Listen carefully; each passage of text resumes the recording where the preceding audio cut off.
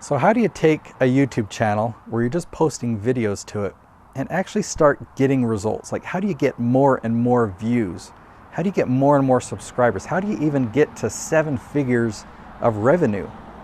Okay, I've got 10 tips of ways that you can do that. I've done it myself. I've done it with many of my clients. I think these 10 tips are going to help.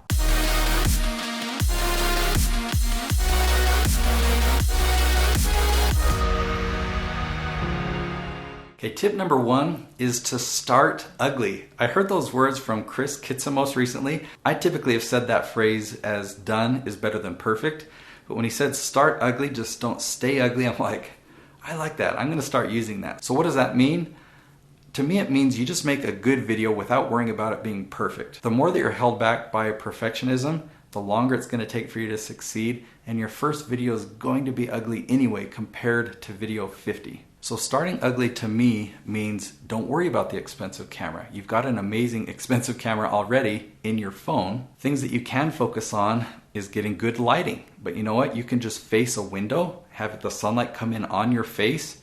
That is amazing lighting to start with. It's better to start ugly, put valuable content out there, and then just don't stay ugly, work to improve gradually over time. Tip number 2, there's a really cool and easy feature on YouTube where you can upload a custom thumbnail. When you upload a video, it'll find 3 still moments and that you can choose between, but I would recommend going a step above that and design your own custom thumbnail. When you can go to canva.com, and in the search bar, you can find YouTube thumbnail templates that will get you started. Just by creating a custom thumbnail, you'll drastically increase your click-through rate, which means more people are going to click on your video by creating a custom thumbnail. Okay, the third tip I have for you is to do A/B split testing on your thumbnails. So what does that mean and how do you do it? Well, if you have thumbnail version 1 and you have thumbnail version 2, you can have them compete against each other. So you just make a subtle difference. Maybe the text here is red, the text here is blue, and you can see which one performs better. And you'll have significant differences, so that way you can improve your click-through rate on your thumbnails.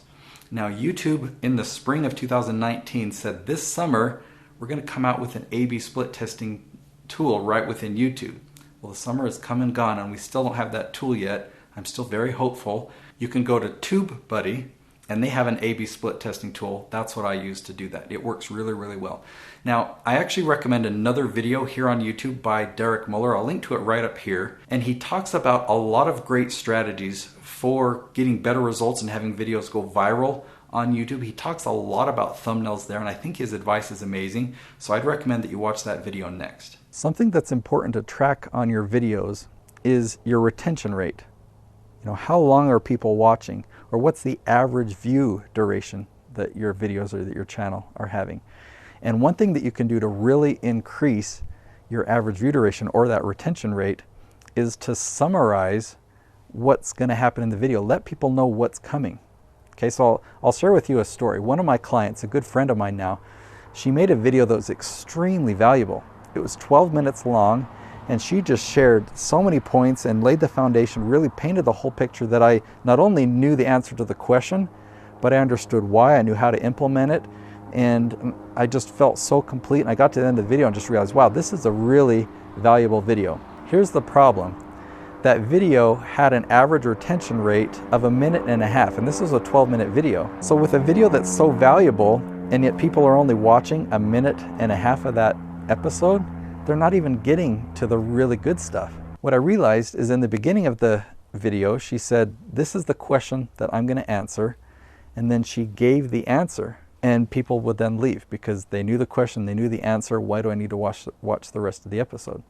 So what she could have done is said, okay, here's the question. Now here's the answer. And then I'm going to tell you why it's important that we understand where this question comes from and why we have this misconception. And then why this answer is important and what we can do with it, and then how we can apply that in our business to really get results, or whatever the topic is, right? So whatever the topic is, if you let people know, okay, here's what I'm going to talk about first, and then I'm going to talk about this, and then I'm going to explain how this happened, and then I'm going to share with you this story where you'll see how you can implement it in your own life, and then I'm going to share this bonus secret at the end, right? So if you paint the picture of what's going to happen in the video, people know what to expect and they have a reason to keep watching.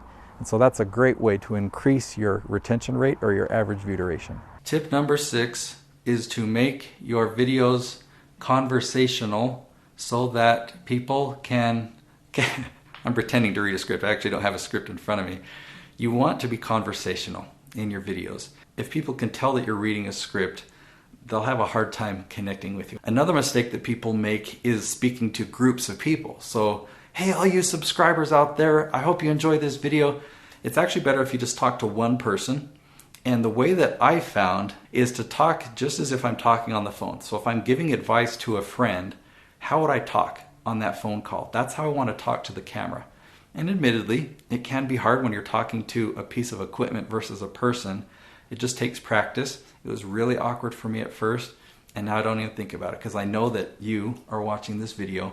So that's my advice to you on this point, is just to be conversational. When I ask my clients what they think is most important, the camera, the lighting, or the audio, what do you think they respond?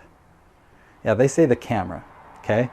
That's actually the least important of the three, okay? Because you've got an amazing camera in your pocket that can do amazing work. The most important thing is actually the lighting.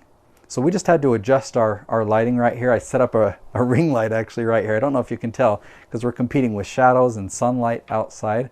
So we brought out an additional light out here to help with the lighting. Lighting is the most important. And a tip on that, even if you don't have lighting, if you can just turn and face a window so the sunlight is coming in on you, or maybe not direct light, but at least the light from outside is coming in on your face, and then you have that camera in front of you. It's an easy way to improve the quality of your videos. And while people may not notice, oh, this person's using good lighting, they'll have a better experience watching your video. Tip number 7 is to make your videos between 10 and 12 minutes in length. Now, some people think that sounds long, but what's interesting about that, most of the clients that I work with are professional speakers, and they know how to talk. And when you put them in front of a camera, it's actually hard to keep them from only doing 10 or 12 minutes. When you do the keyword research strategy that I teach, you find the questions that people are asking. When you get that specific and you're sharing all of your wisdom, 10 minutes is a very good length and it's easy to do. And here's why. YouTube loves watch time. If you get people watching a video for 10 minutes, YouTube's going to say, hey, this video is performing well. Let's show this video to more people. Because the more time people spend on YouTube, the more ads YouTube can show to them. So the algorithm really likes watch time, and a 10 or 12 minute video will perform really well. Tip number 8 is to study the YouTube analytics. Now that might sound boring, but YouTube has a vested interest in your success. They want you to succeed. They want you to find opportunities. And so when you go into YouTube analytics, YouTube provides you a lot of great information. They'll let you know what videos you've made in the past that are succeeding, and it will tell you why they're succeeding. So then you can think, I know what video I want to create next that can capitalize on this and ride this roller coaster or ride this wave. Now, the first time you log into the analytics, it might be overwhelming. There's a lot there, but pay attention just what they show you first. What's on that dashboard? If you see a video that's performing well, take your best guess. Like, look at some stats, look at some figures, and figure out why did this video perform well. If you notice that a lot of the traffic is coming from suggested views, that's a good indication that the YouTube algorithm really likes this video. And creating a sequel of that video is probably a good strategy. It's likely that YouTube will promote that one as well. So if you're in YouTube Analytics on the dashboard, up at the top you'll see Reach. Click on Reach. This is another cool screen that I like to go to that really tells a lot. And on the right side of the screen, you'll see a funnel, an upside down kind of pyramid triangle thing.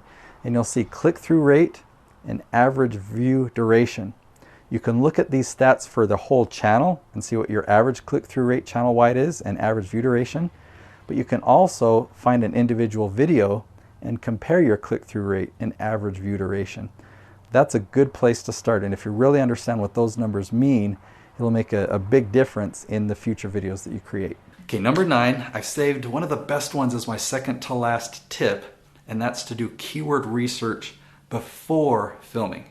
Before filming is so critical, because if you find the questions that people are searching for, now you know what the title of your video is going to be. So an example I share a lot, my friend is an interior designer, Katie, and I asked her, what's one of the categories that you teach? And she said living room design.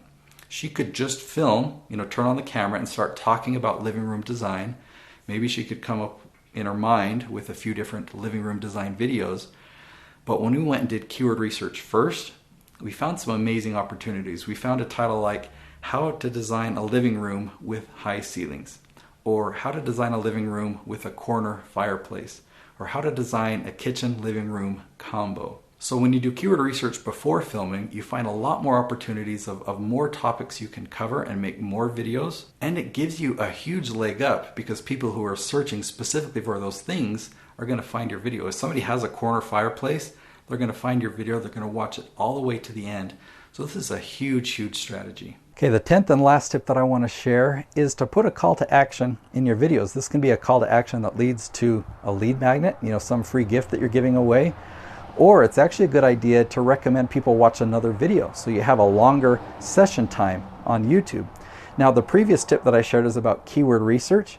And so the call to action that I want to give to you is to watch that video. I'll link to it right up here. I share with you step by step on how you find the questions that people are asking that will pull in that traffic, right? That will get you that automatic search boost on YouTube. And I show you the tool that finds all these questions for you. So all you have to do is come up with the category. Like, what category do I want this video to be in? And this tool will tell you the questions or tell you the titles that you should make your video. So go ahead and watch that video that I'll link to right up here.